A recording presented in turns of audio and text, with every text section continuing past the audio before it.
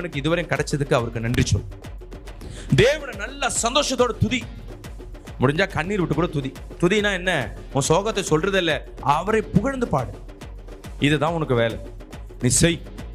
எத்தனை நாள் செய்? நான் சொல்றேன் 21 நாள் செய் அப்படி நான் கணக்கு சொல்ல. 3 மாசம் செய். எவ்வளவு வருஷமா அவரோட தொடர்பு இருக்கு?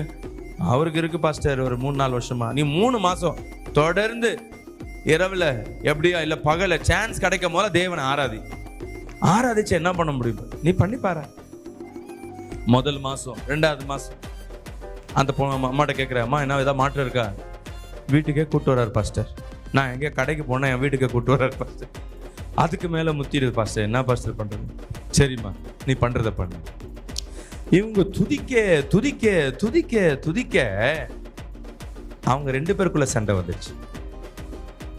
அல்லேலூயா. என்ன இல்லை? நம் தேவனுக்கு என்ன இல்லை?